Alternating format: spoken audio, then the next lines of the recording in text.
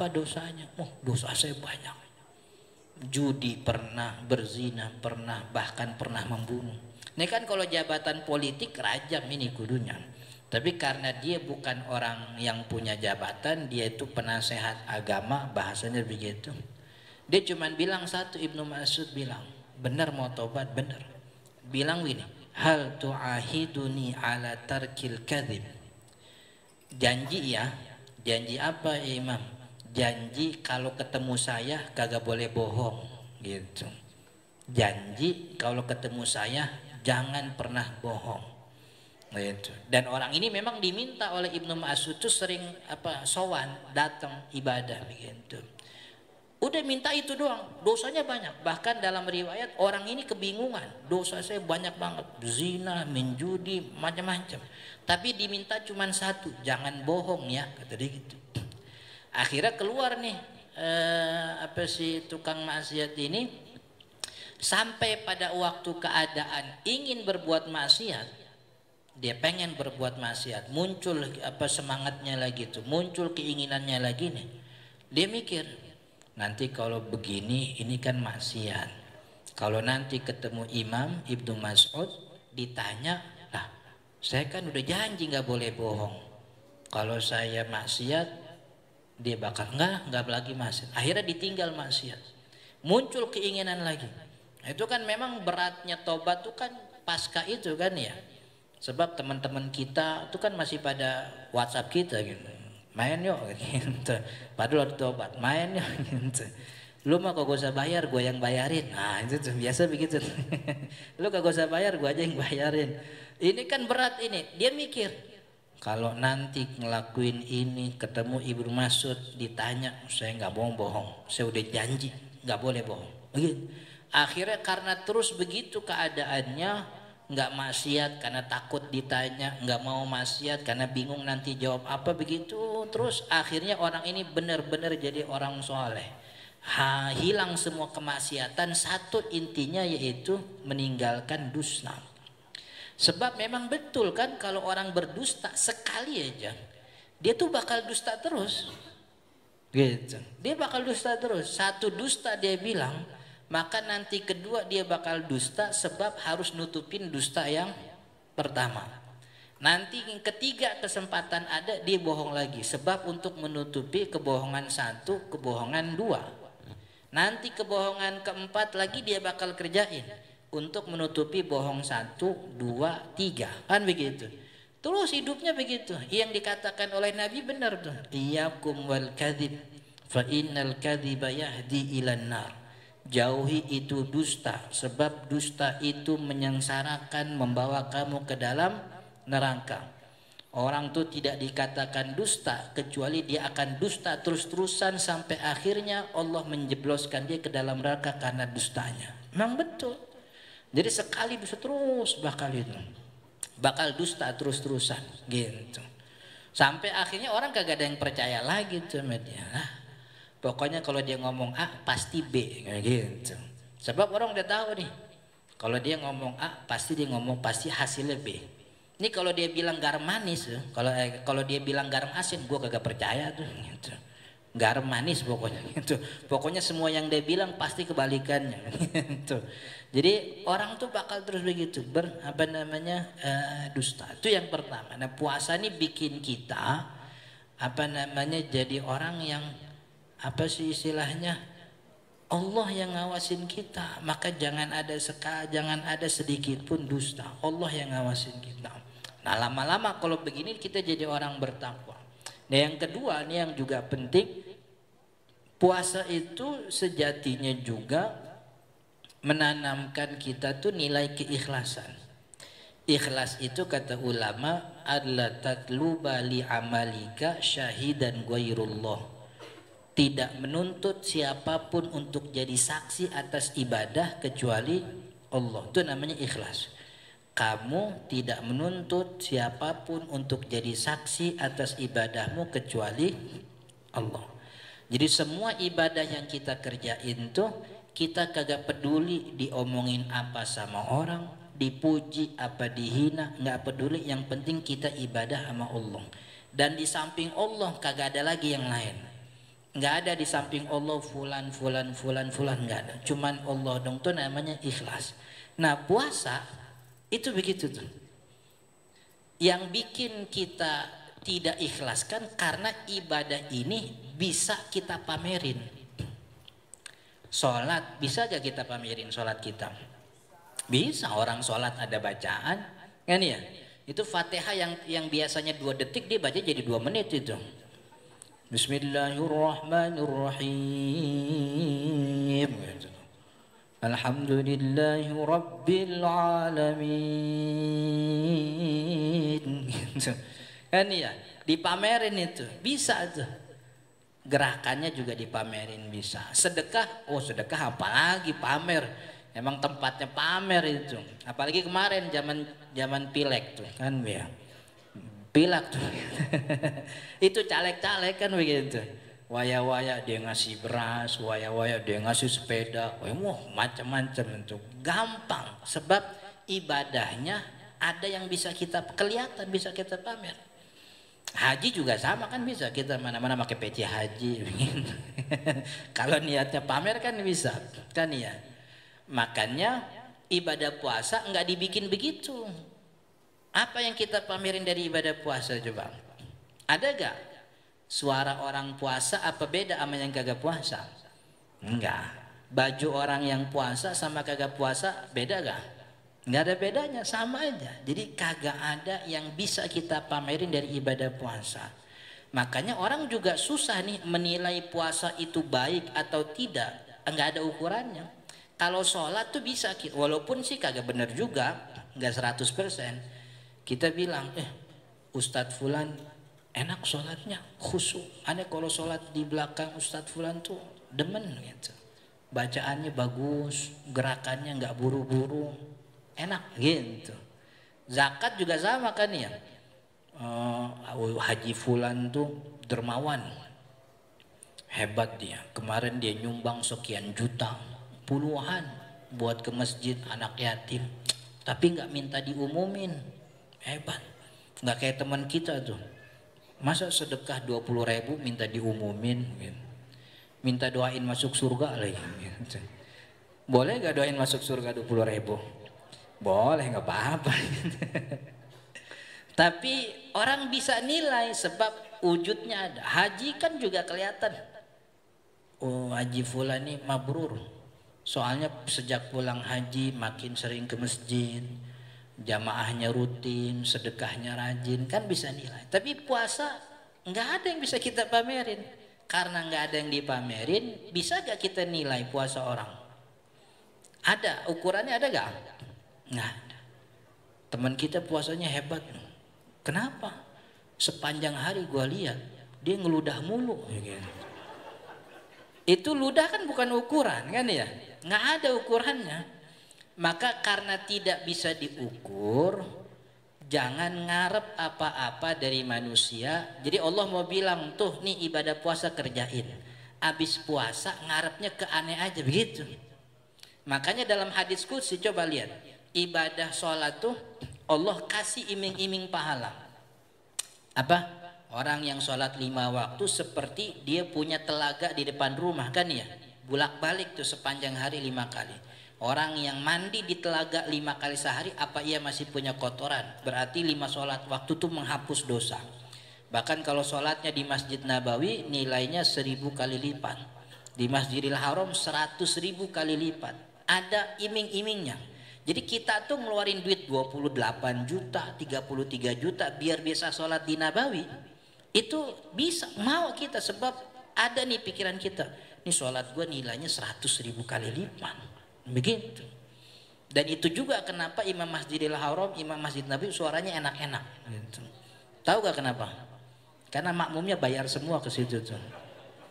Makanya enak. Maunya bayar semua.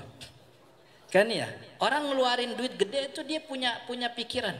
Ntar kan dapat pahala begini, ntar dapat pahala. Kurban kan ya, kurban orang ngeluarin puluhan juta buat beli sapi.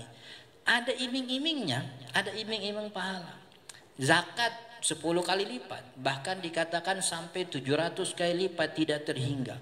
Umroh sampai umroh dosa diampuni semua.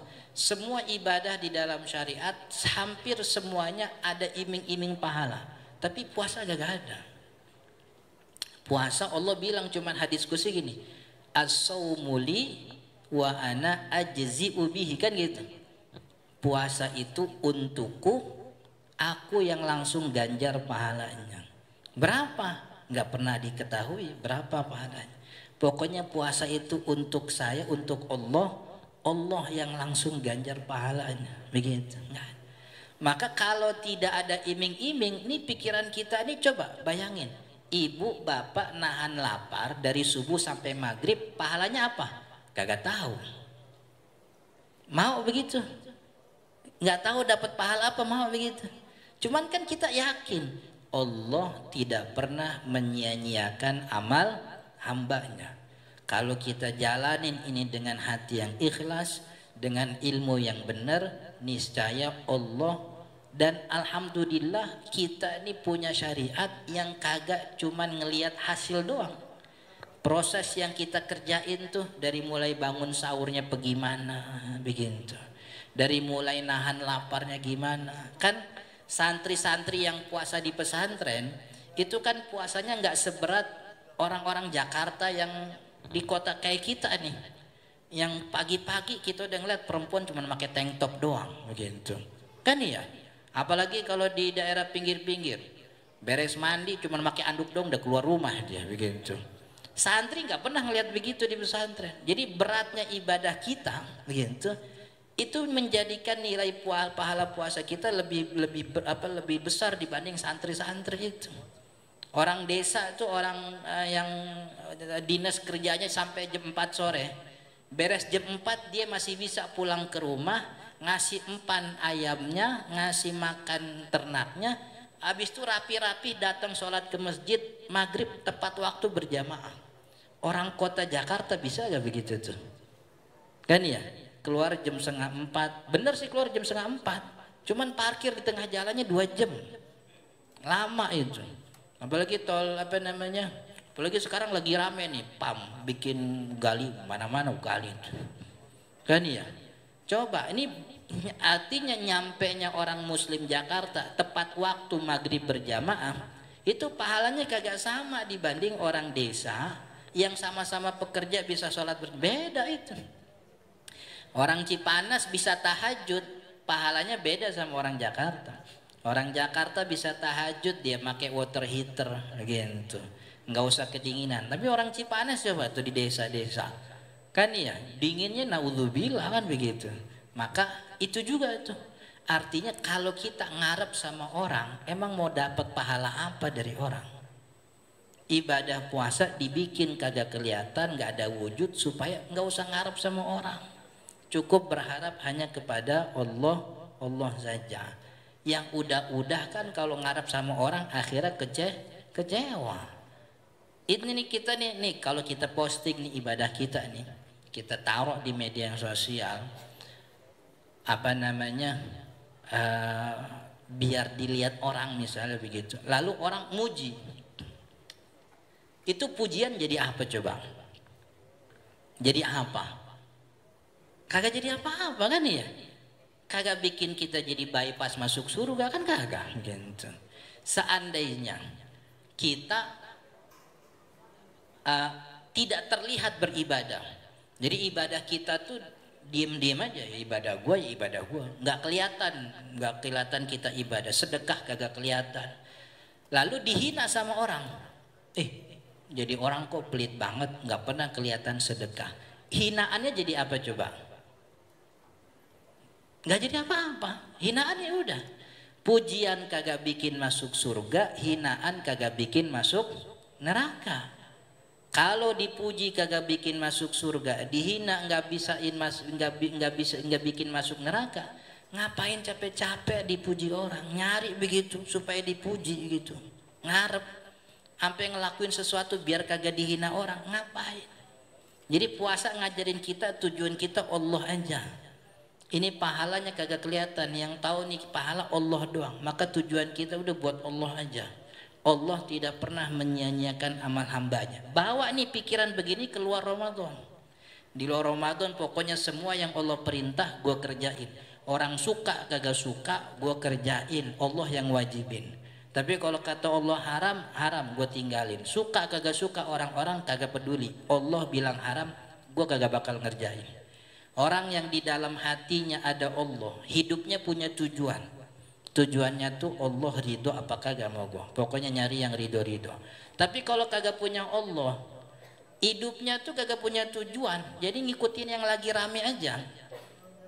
Pelin-pelan akhirnya ngikutin apa namanya penilaian orang aja. Dan penilaian orang tuh kagak ada nilai, nggak ada nilai dan nggak ada patokannya. Satu waktu orang bisa bilang bagus, waktu lain orang bisa bilang jelek.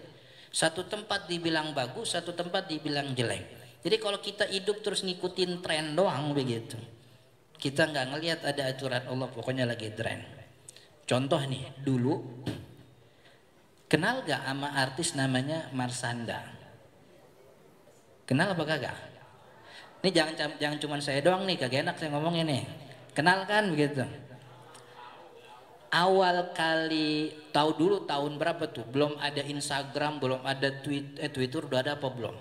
Marshanda bocor videonya, kesebar di mana-mana. Dia lagi joget-joget depan kamera sambil ngoceh tuh. Dia ngomongin temennya, dia ngomongin gurunya, pokoknya macam-macam dia omongin tuh. Bocor. Akhirnya karena perilaku yang seperti itu, Marshanda dijuluki apa? Marshanda bipolar, punya kelainan mental segitu. Coba sekarang yang kayak Marshanda joget-joget banyak apa kagak? Bipolar apa kagak? Bipolar apa kagak tuh? Oh, ikut tren manusia tuh gitu. Dulu kita bilang jelek, sekarang kita bilang bagus. Tapi kalau kata Allah, dulu riba haram, sampai sekarang riba juga tetap haram, begitu. Kita ngeliat tuh Marshanda, sekarang sampai ada aki-aki telanjang dada pakai kolor dong di pinggir jalan 60 tahun joget kagak malu dia. Ada kan begitu? Ah, mana kagak ada cakep-cakepnya itu gitu. Kan ya? Hidup bingung, hidupnya bingung. Gue ngikutin siapa ya? Akhirnya yang lagi ngetren aja diikutin. Begitu. Dulu ada David Beckham. David Beckham bikin rambut mohak. Pindah dari Manchester ke Real Madrid kan ya, rambutnya mohak. Gitu. Orang kita pada ngikutin rambut mohak. Dikata cakep kali begitu. Kalau Beckham sih emang ganteng kan ya, matanya biru, hidung mancung, mukanya putih. Make mohak cakep, emang ganteng. Orang kita aduh, mukanya hitam, hidung pesek, matanya merah, kurang tidur. Udah gitu leher banyak daki lagi. Aduh, kagak ada cakep-cakepnya. Cuman ngetren, itu lagi ngetren. Dulu juga ada tren celana kedodoran. Apa tuh namanya? Dulu sih yang saya tahu yang make itu tuh Pasha Ungu yang dulu-duluan tuh dia tuh. Nongkrong konser. Jadi celana belum sampai pinggang udah diikat tuh. Kan ya, dalamnya pakai boxer, pakai kolor boxer gitu. Tuh kalau kata emak saya, umi saya bilang, tuh orang cebok belum beres sudah jalan-jalan. Dia cebok belum beres sudah jalan-jalan itu. Bingung, hidup tuh mau ngikutin siapa bingung. Jadi yang lagi ngetren ikutin semuanya. Begitu. Ada Cristiano Ronaldo pakai rambut cepak, cuman di belah atas kuping nih ada stempel PLN begitu.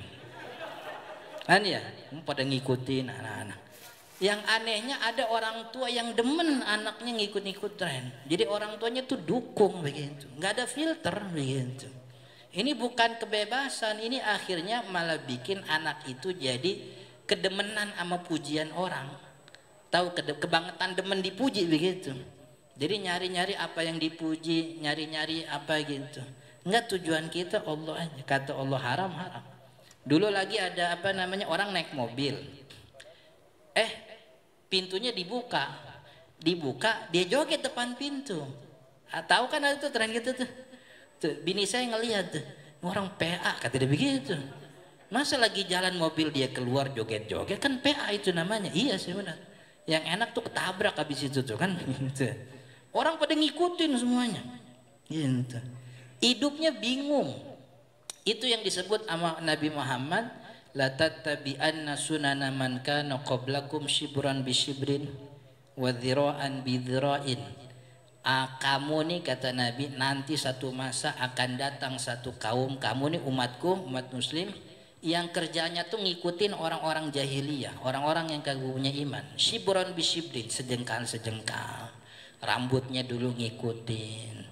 Akhirnya wiroan, sahasta-sahasta, mulai rambutnya ngikutin, ngomongnya dah mulai ke Inggris-Inggrisan begitu. Kan ya, mak bapaknya dipanggil Daddy, Memi. Cium tangannya juga udah nggak cium tangan lagi begitu, mendada-dada doang gitu. Udah semua gaya hidupnya. Hatta lau dakhalu fi juhri dubbin, karena begitu. Sampai kalau nanti yang lagi tren adalah masuk lubang biawak, la dakhaltumu, kamu bakal ikut masuk lubang biawak. Yang lagi tren foto-foto pinggir rel kereta api, orang pada ngikut, ada yang ketabrak mati itu akhirnya. Kan ya? Sampai pun kalau ada tren yang itu mengancamkan masuk lubang biawak, artinya nyetor nyawa namanya kan begitu. Itu diikutin juga, itu Nabi yang bilang begitu. Nanti akan sampai pada satu masa begitu tuh. Lagi pokoknya yang lagi tren diikutin, sebab nggak punya Allah, bingung dia mau ngikut siapa nih trennya nih. Trennya ngikut siapa? Maka daripada itu di puasa ngajarin kita. Emang kalau udah ngikut tren dipuji orang tuh jadi apaan sih? Gitu. Terus kalau kita nggak ngikut tren dihina orang, emang kenapa sih? Gitu. Saya nggak mau Ustaz dihina. Ente kagak perlu dihina, kita tuh udah hina begitu. Coba kita lahir dari tetesan yang hina, hidup kemana-mana bawa kotoran. Ini kan kita hidup dalam perut kotoran semua itu. Ntar mati jadi bangkai. Mulianya di mana kita? Kita tuh tidak pernah mulia kecuali karena keimanan kita sama Allah gitu. Jadi kagak usah capek-capek nyari popularitas, maksudnya nggak usah kebangetan pengen dipuji orang begitu, nggak kebangetan pengen sampai wudhu kakinya lagi di bawah keran dipoto sama dia, cekreng. Tetesan air wudhu mengandung keberkahan. Ada lagi yang lagi sujud tangannya keluar dipoto lagi sujud. Captionnya apa? Sujud indahnya sujud di tengah malam. Itu quote of the year itu namanya. Begitu. Ini Allah latih kita sepanjang 30 hari make ibadah, ngapain ya? Nahan lapar ya. Orang kagak ada yang lihat. Pahalanya juga kita kagak tahu dapat pahala apa kagak ini. Kan begitu. Nggak pernah dijelasin. Pahalanya Allah ini puasa untukku, aku yang langsung ganjar. Makanya wajar kata Nabi di akhir puasa tuh banyak yang tidak dapat kam min shaimin, berapa banyak orang yang berpuasa tidak mendapatkan apa-apa kecuali lapar dan dahaganya saja. Jadi itu ibadah yang mengajarkan jujur, ikhlas. Jadi jujur nih emang rada ngeselin. Orang jujur nih kan kadang ngeselin begitu. Maka kalau kita kagak punya ikhlas, kita bingung jujur kita nih buat siapa? Orang pada sewa sama kita begitu. Kalau kita jujur nih di jalanan nih lampu merah, kan kalau jujurnya kan berhentinya di belakang garis putih, kan ya? Tapi kalau begitu kan diklakson mulu emang belakang itu. Orang jujur tuh nyewotin begitu. Lagi ujian, ada mahasiswa, ada siswa yang dimusuhin satu sekolah gara-gara dia ngelaporin ada kecurangan. Coba, dia yang berbuat jujur, dia yang dimusuhin. Coba kita kalau dimusuhin sedunia, kita minta tolong sama siapa kalau bukan nama Allah? Jadi jujur ini emang bikin kesel. Makanya karena ini bikin kesel, udah jujurnya buat Allah aja, bukan buat siapa. Aneh jujur bukan buat lu, bukan buat dia, bukan buat fulan, tapi jujur karena Allah Subhanahu wa taala. Puasa ngajarin itu tuh. Jadi ini kita renungi bahwa ibadah puasa ini memang betul mengajarkan kita nilai ketakwaan. Wallahu taala alam, mudah-mudahan bermanfaat. Jadi sebelum ada tanya jawab ya. Assalamualaikum warahmatullahi wabarakatuh. Jazakallah khairan Ustaz Ahmad Zarkasi. Ada yang mau tanya? Harus ada. Baik, silakan. Sebutkan nama dan dari mana. Bismillahirrahmanirrahim. Assalamualaikum warahmatullahi wabarakatuh. Ana Adrian dari Kebayoran Lama. Afwan Ustaz, di bulan Ramadan ini adalah bulan diturunkannya Al-Quran untuk semua manusia. Dikutip di Al-Baqarah, Syahrul Ramadan unzila fil Qur'ana hudal linnas. Dan ada satu riwayat Rasulullah Shallallahu Alaihi Wasallam itu di bulan Ramadan meningkatkan tilawah Al-Quran. Bahkan di sebelum wafatnya itu mengkhatamkan hingga 2 kali, Ustaz. Pertanyaannya, Ustaz, bila ana mengkhatamkan Al-Quran 2 kali, ana khususkan yang pertama untuk ana, dan yang kedua itu untuk orang tua, baik yang udah meninggal atau yang masih ada. Apa ada kaitannya sama Quran surat Al-Maidah ayat yang ke-35? Ya ayyuhalladzina amanu taqullah wabtaghu ilaihi wasilah. Tingkatkan takwamu kepada Allah agar dengan takwa itu bisa mendekatkan diri kepada Allah. Mohon penjelasannya, Ustaz. Terima kasih. Assalamualaikum warahmatullahi wabarakatuh. Assalamualaikum warahmatullahi wabarakatuh. Di yang ayat Al-Maidah dulu ya. Jadi wabtagu ilaihil wasilah itu dimaknai oleh banyak makna oleh ulama tafsir. Yang dimaksud wasilah itu adalah media. Media itu maksudnya apa sih namanya ya? Yang kalau yang dicontohkan ada namanya Imam Fakhrur Razi punya kitab tafsir namanya Mafatihul Ghaib. Yang disebut wasilah itu adalah ustadz, guru, syekh.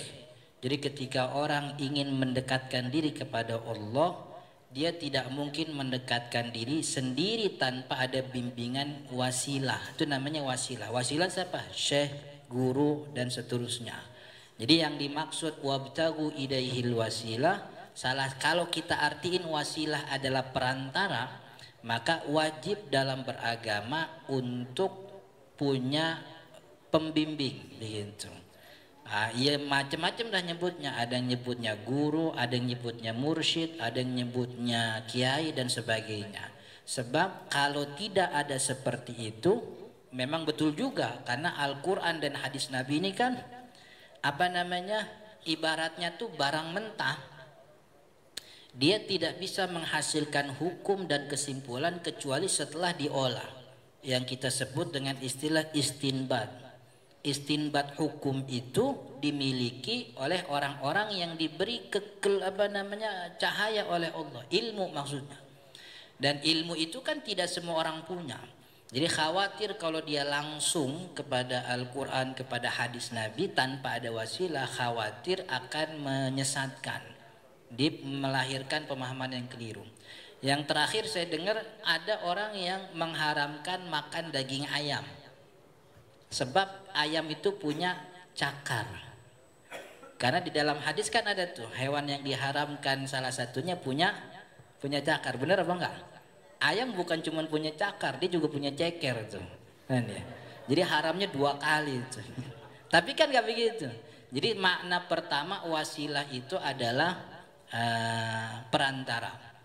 Makna yang kedua, dan ini makna yang dipakai oleh banyak ulama, wasilah itu artinya ibadah.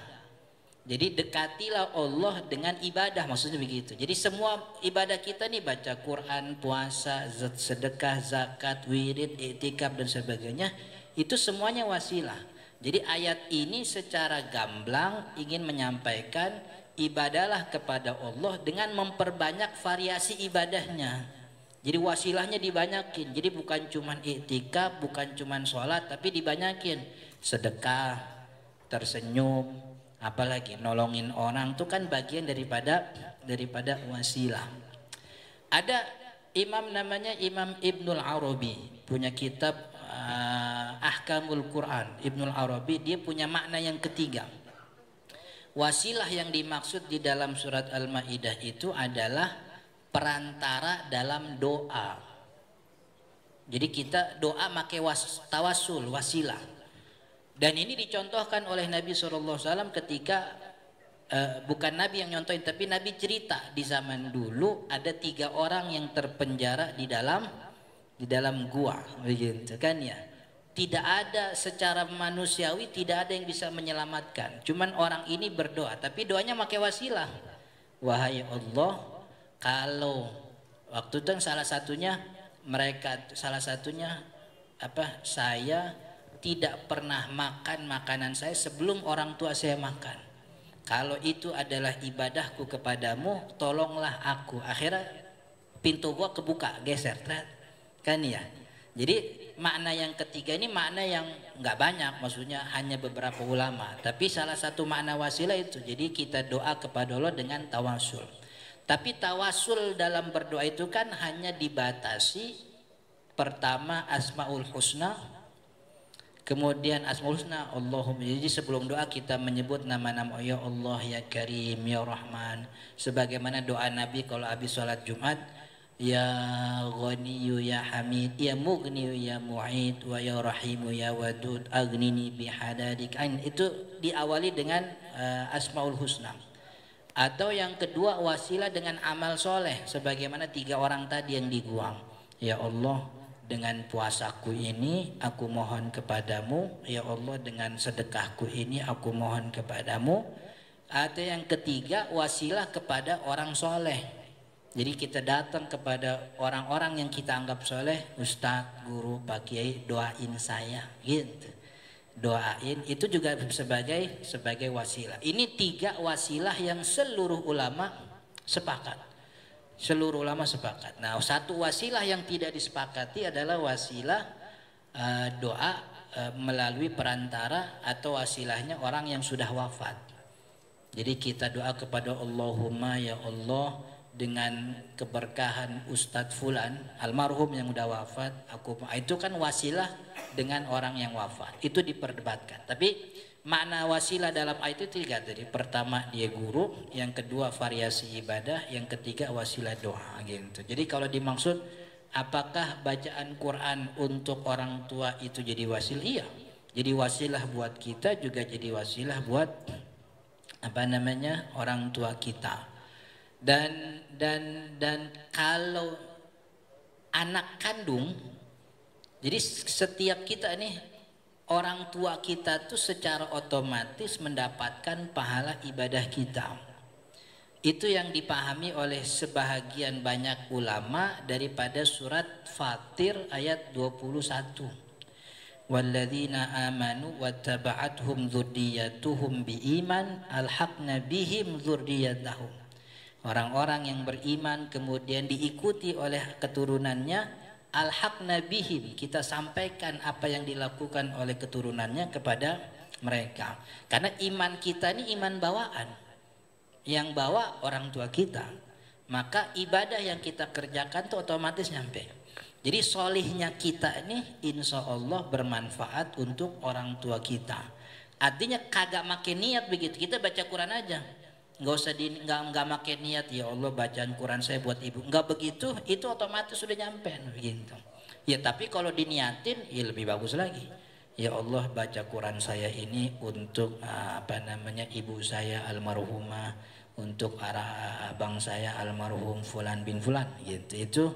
Itu lebih bagus begitu. Dan itu bukan cuma baca Quran, semua ibadah kecuali sholat begitu yang nggak bisa.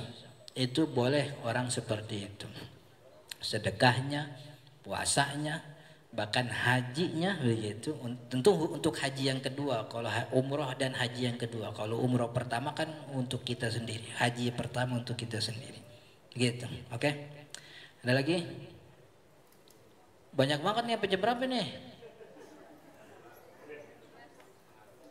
Sampai sahur ya. Oke.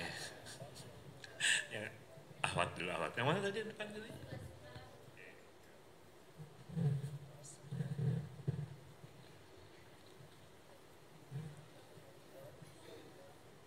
Assalamualaikum warahmatullahi wabarakatuh. Saya dari Medan. Ingin bertanya kepada Ustadz. Pak Ustadz, sebenarnya Al-Quran itu diturunkan pada bulan Ramadan itu di malam keberapa? Dan yang pertanyaan kedua, apakah hukumnya boleh kita berjualan masakan saat bagi orang yang non muslim di saat kita di bulan puasa? Terima kasih Pak Ustadz. Pertama, Al-Quran itu kan di dalam Al-Quran itu ada inna anzalnahu fi lailatin mubarakah. Nah, tapi ada juga suratnya saya lupa bunyi, tapi ada kitab namanya Al-Burhan fi Ulumil Quran. Itu kitab karangan Imam Badruddin Az-Zarkashi, ulama Syafi'i. Beliau menyimpulkan daripada ayat-ayat yang ada tentang turun Al-Quran. Jadi Al-Quran itu turunnya 2 tahap. Tahapan pertama itu turun jumlah wahidah. Turun sekaligus dari mulai Alif Lam Mim, dari mulai Al-Fatihah sampai An-Nas, semuanya turun.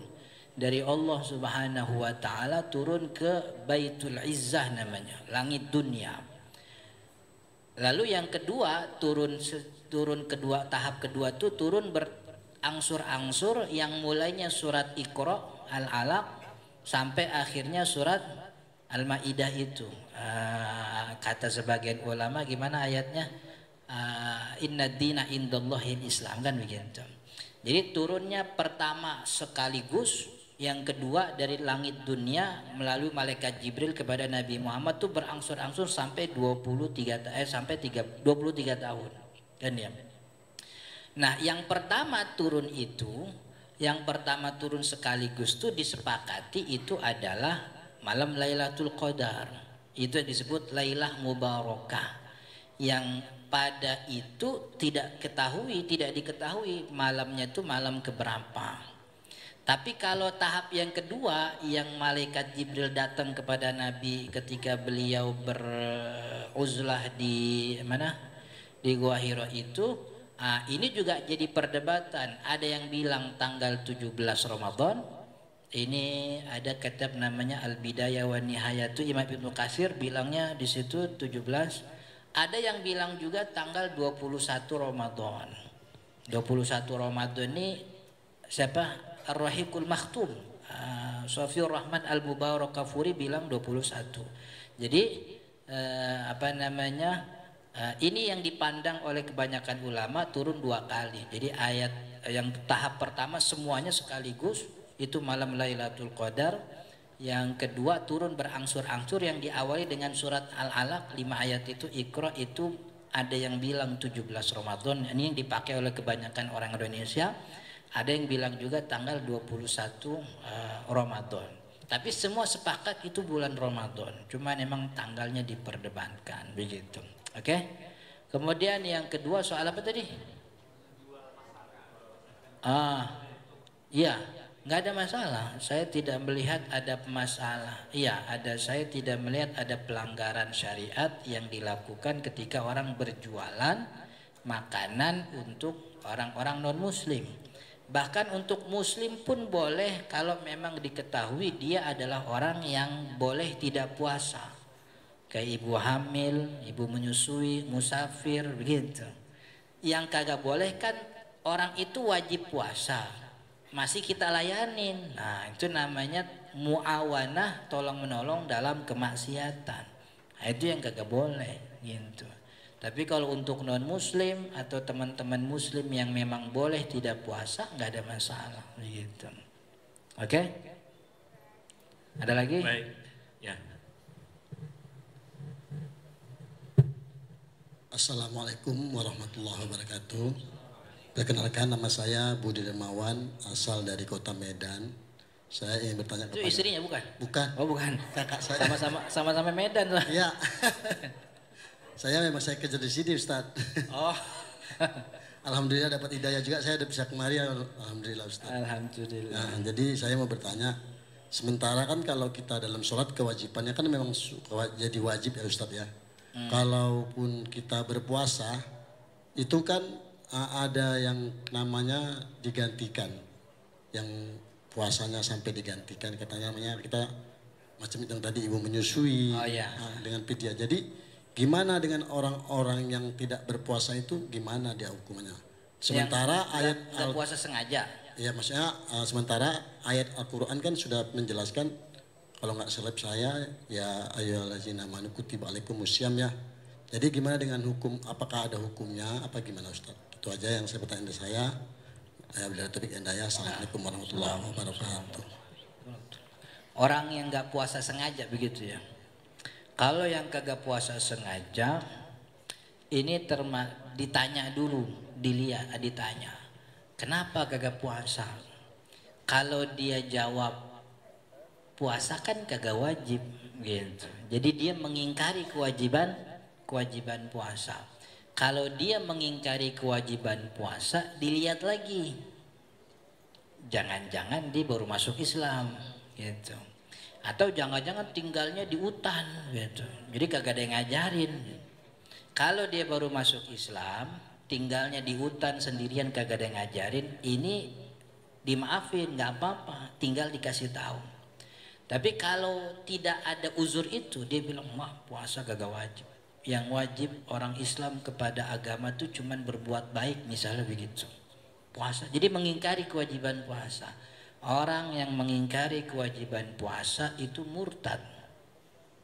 Kalau kita punya mahkamah syariat, orang ini dipenjara. Kalau bahasanya Imam Abi Hanifah, ditabokin pakai sendal sampai tobat. 3 hari kagak tobat, eksekusi. Jadi murtad itu hukumannya dieksekusi. Kalau dia mengingkari kewajiban. Tapi kalau ditanya, kenapa kagak puasa? Kan puasa wajib. Tahu saya Ustaz, puasa wajib, saya paham gitu. Yakin nggak? Yakin. Terus kenapa kagak puasa? Lapar Ustaz. Malas. Kan ya, kerjaannya berat macam. Jadi tapi dia masih yakin ibadah puasa itu wajib. Orang ini kagak murtad. Cuman namanya fasik. Nah, orang-orang yang meyakini kewajiban puasa tapi sengaja kagak puasa, sekebanyakan ulama dosa besar. Itu dosa besar. Ya harus ganti, pokoknya nanti harus ganti. Tapi kata mazhab Imam Malik, orang ini wajib bayar kafarat. 1 hari yang ditinggalkan itu 1 kafarat. Kafarat itu bebasin budak. Kalau kagak bisa bebasin budak, puasa 2 bulan berturut-turut. Jadi 1 hari yang kagak puasa sengaja itu gantinya 2 bulan berturut-turut. Berturut-turut tuh berturut-turut. Jadi 1 sampai 29 nyambung lagi sampai 29 itu bulan Qamariyah. Udah sampai puasa 29, hari ke-1 bulan keduanya batal. Ngulang lagi dari 1 itu. Itu Imam Malik bilang kafarat. Sebab dia ini sudah mencederai kehormatan Ramadan. Jadi kalau bahasa kita kata Imam Malik, nih orang nantangin Allah namanya nih begitu. Jadi harus dihukum yang keras. Gimana? Kafarat. Kan kafarat itu kan aslinya untuk orang yang berhubungan badan di siang Ramadan.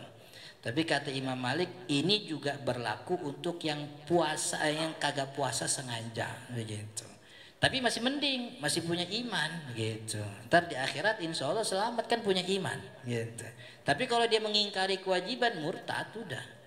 Di akhirat tuh kagak dapat selamat kan. Udah 1 lagi ya. 1 udah malam mau pulang. Jadi kita ngomong sama bini cuman tausiah tarawih doang. Mana ada tarawih jam segini kan. Mana lagi? Assalamualaikum Pak Ustadz. Assalamualaikum warahmatullahi. Pertanyaan saya sesuai materi ada 3 tapi boleh dijawab sekenanya aja. Pertama yang masalah Marsyanda bipolar itu terjadi 2 tren di situ. Apa? Yang Marsyanda bipolar itu terjadi 2 tren. Indonesia itu kan sesuai dengan survei masyarakatnya punya IQ di bawah 72. Sehingga kebanyakan yang mengikuti dia pada saat itu joget-joget adalah mungkin bisa dibilang penilaiannya kurang atau pemikirannya kurang, jadi lebih ikutin tren dia joget-joget.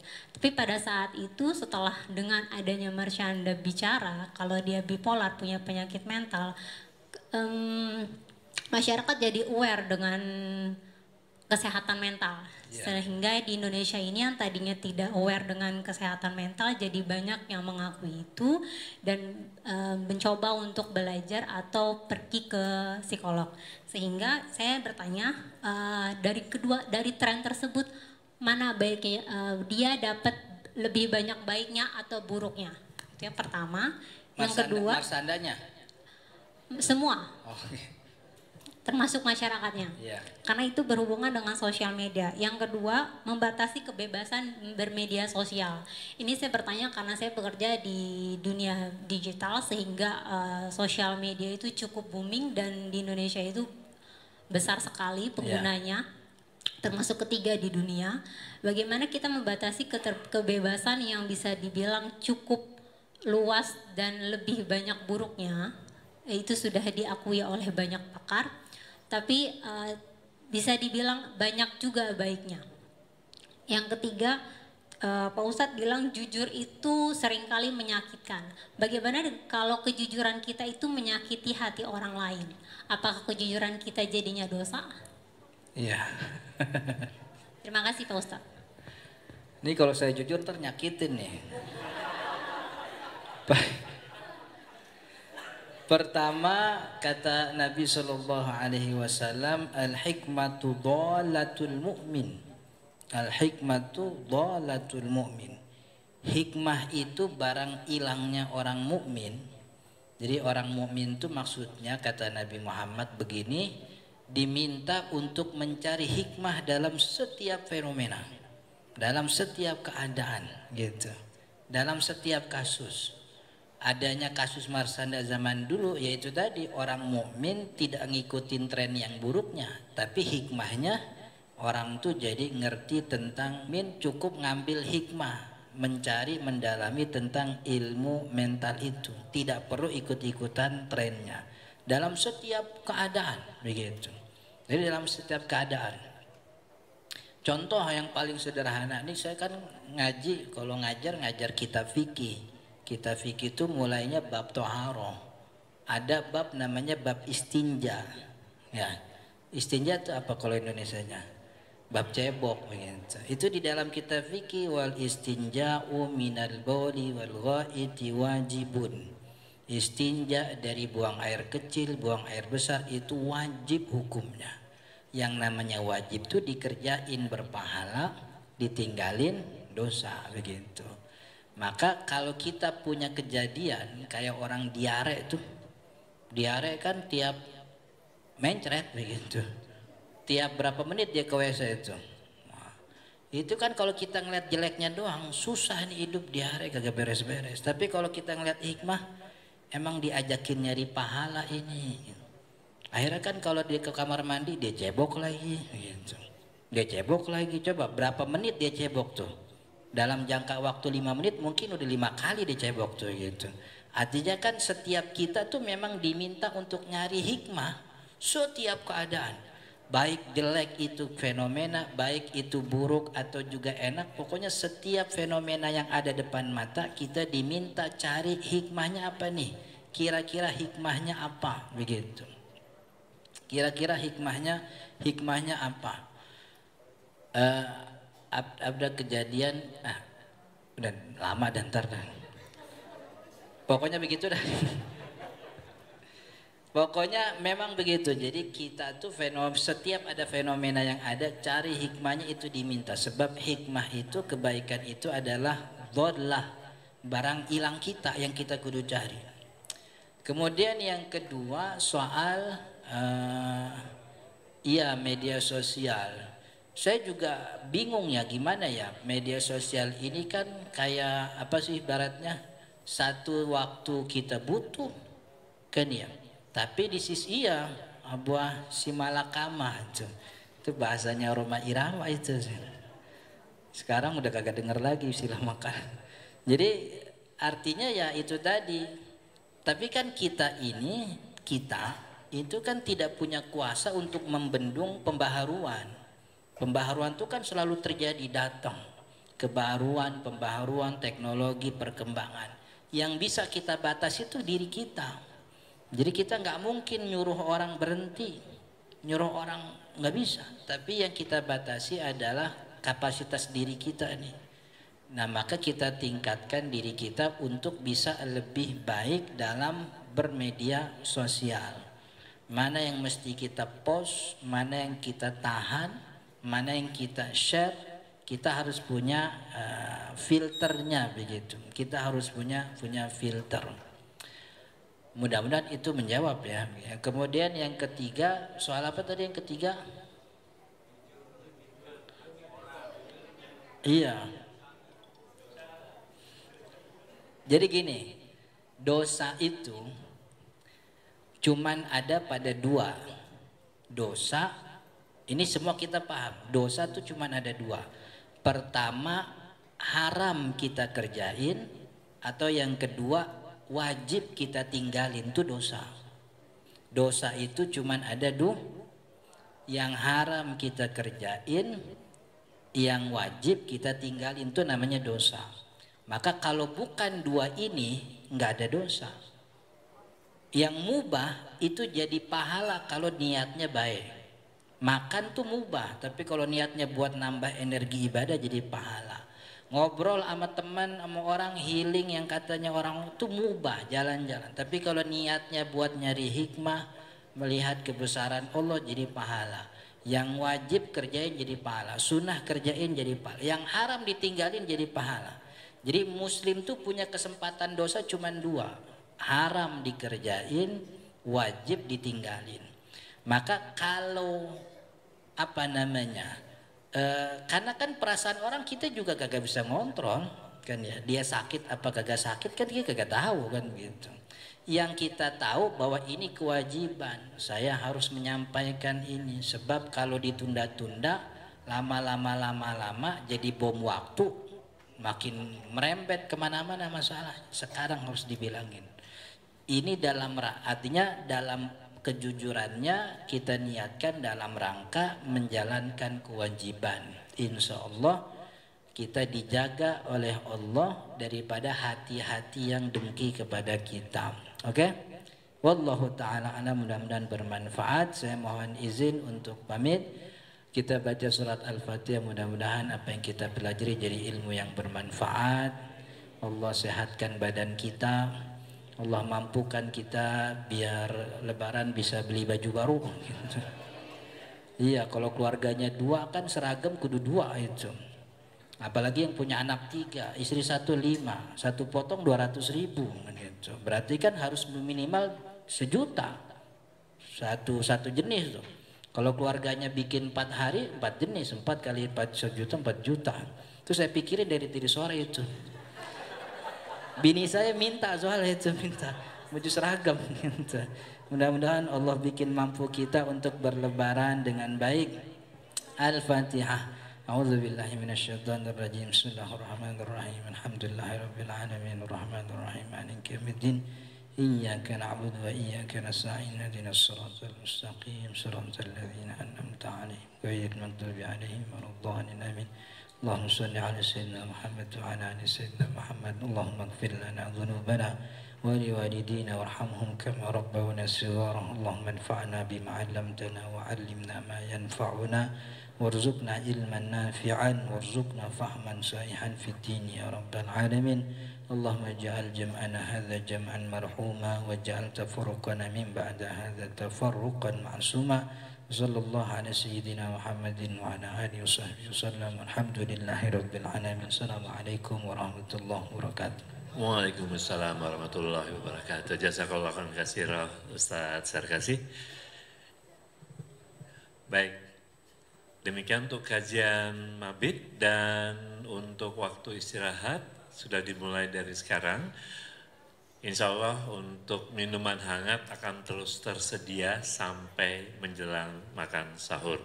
Ya, jadi barangkali yang susah tidur, masih mau hangat-hangat, silakan ke bawah ke area aula. Dan untuk ikhwan, istirahatnya di lantai 3, nanti diarahkan oleh panitia, bisa melalui tangga lewat belakang sini, atau kalau nanti turun dulu ke bawah mau minum hangat lagi, nanti lewat tangganya yang di belakang, dekat tempat wudhu yang di luar itu.